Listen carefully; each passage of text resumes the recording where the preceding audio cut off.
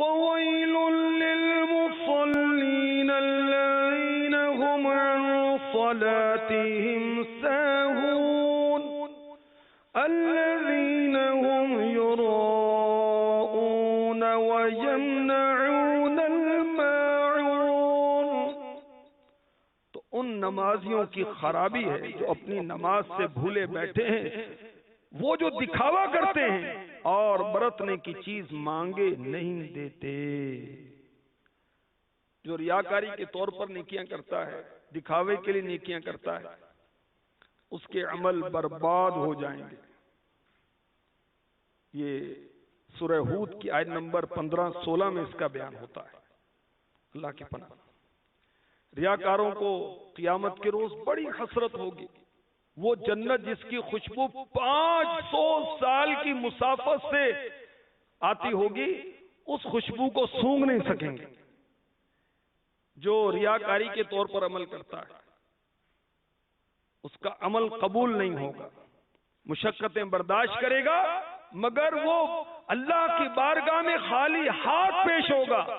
صاحب معطر پسینہ باعث نزول سکینہ صلی اللہ تعالی علیہ وآلہ وسلم کا فرمان علی شان، اللہ عز و جل کسی طالب شہرت، ریاکار اور لہو و لعب میں پڑے رہنے والے کا کوئی عمل قبول نہیں فرماتا۔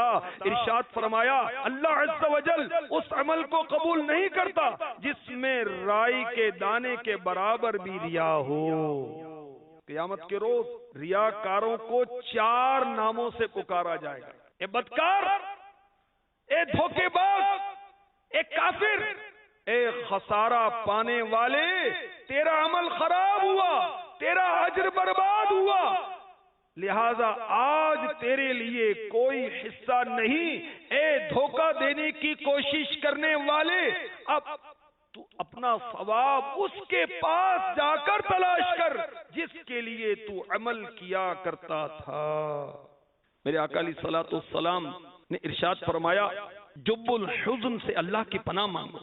صحابہ نے عرض کیا رسول اللہ صلی اللہ تعالی علیہ وآلہ وسلم جب الحزن کیا ہے؟ فرمایا جہنم کی ایک وادی ہے کہ جہنم بھی ہر روز 100 مرتبہ اس سے پناہ مانگتا ہے، اس میں وہ قاری داخل ہوں گے جو اپنے اعمال میں ریا کرتے ہیں۔ یہاں قاریوں سے مراد کون ہے؟ مرآت شرح مشکات میں مفتی احمد یار خان نعیمی لکھتے ہیں یہاں قاری سے وہ مراد ہیں جو بے دین علماء ہیں، جو اچھے اعمال کے لباس میں لوگوں کے سامنے آئیں، لوگوں کو گمراہ اور بے دین بنائیں تاکہ ان سے دولت لے کر ان کی بدکاریوں کو جائز ثابت کریں، ظلم میں ان کے مددگار ہوں۔ بلکہ چاپلوس عالم بھی خطرناک ہے جو ہر جگہ پہنچ کر وہاں جیسا ہی بن جائے۔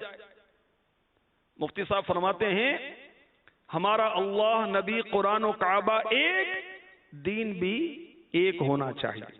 اللہ کے محبوب علیہ الصلوۃ والسلام نے ارشاد فرمایا جب اللہ تعالیٰ تمام اگلوں اور پچھلوں کو قیامت کے دن جمع فرمائے گا تو ایک منادی یعنی پکارنے والا پکارے گا، یہ ندا کرے گا جس نے کسی عمل میں کسی کو شریک کیا یعنی ریاکاری کی، اسے چاہیے کہ وہ اپنا ثواب اس ہی سے لے، کیونکہ اللہ عز و جل شرک سے بے پرواہ